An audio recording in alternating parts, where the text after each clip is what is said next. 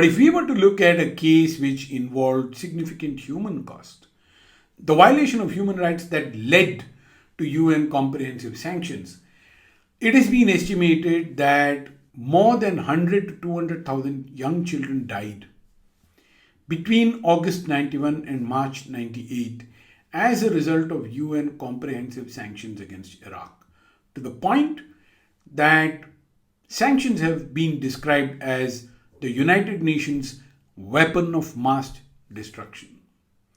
And we've seen similar problems in Afghanistan and various other countries of the world. But then to go back to the calibration. So on the one hand, you have blanket sanctions and they achieve goals. On the other hand, you have severe sanctions. It affects the common people more than it affects the people in power. And then there's calibrated implementation, which is now the current state of how the UN tries to look at sanctions. We are not talking about country-specific initiatives, for instance, US sanctions, which we shall examine quite separately. But for example, previously the United Nations might have considered a comprehensive sanction on Afghanistan. Now it's accepted that a weak state in which Taliban is the ruler and there's internal conflict, sanctioning Afghanistan is next less meaningful. So targeted sanctions, or prior to the Taliban taking over Afghanistan, targeted sanctions that were aimed only at the Taliban allow humanitarian aid to reach, and despite that, one must say that there are enough instances of humanitarian aid being hijacked by the regime so that the masses are still deprived. Now, the Afghanistan case, where the Taliban was treated as enemy, then the Taliban comes to power, the country is in dire straits, you need to channelize humanitarian aid, you want to make sure none of it goes for arms and internal conflict. It just shows how complicated sanctions can be. So, if we were to move on from there, the lack of standardization in United Nations regime is one of the problems that plagues UN sanctions. An interesting anecdote here is the Security Council resolution on Yemen.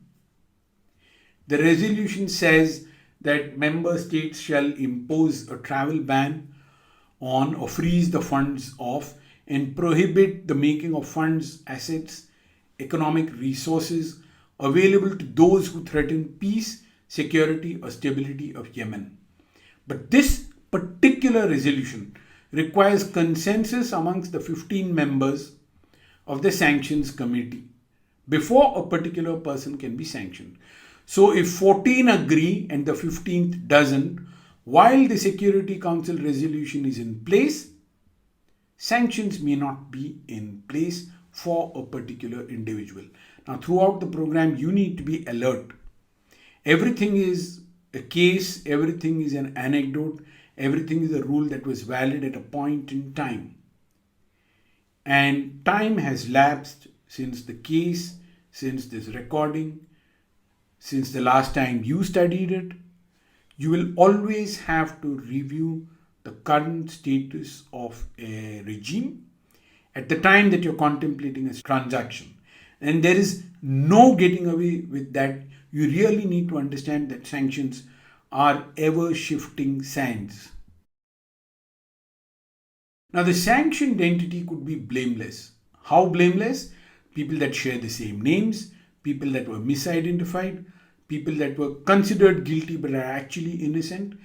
And the remedies for being wrongly named are very complex. The United Nations can name an individual as guilty, but reversing that is a roundabout process. So the UN names a person as sanctioned. It is a case of mistaken identity or some other mistake. This person wants to have his or her name or their name removed from that list. They need to approach their own country, convince their own government to take this up with the United Nations, and the government of the country may or may not oblige. But if it was agreeable and saw the matter the same way that the sanctioned individual saw it, then this country has to officially approach the United Nations. And that's the only way to get off the list. When sanctioned, there are multiple strategies. Now, there are multiple implications of sanctioning.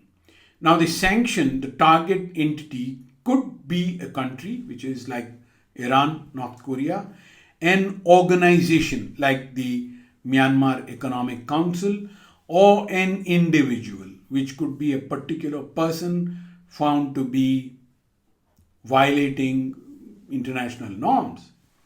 The goal of all sanctions for that particular entity is to isolate that entity.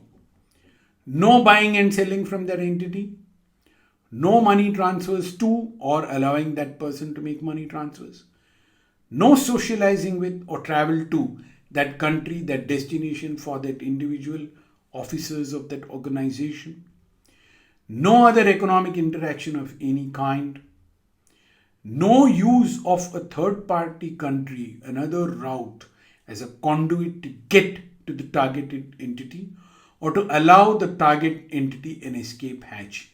It is an act of isolation to make that sanctioned entity conform to what is seen as a global standard or the standard of the sanctioning country.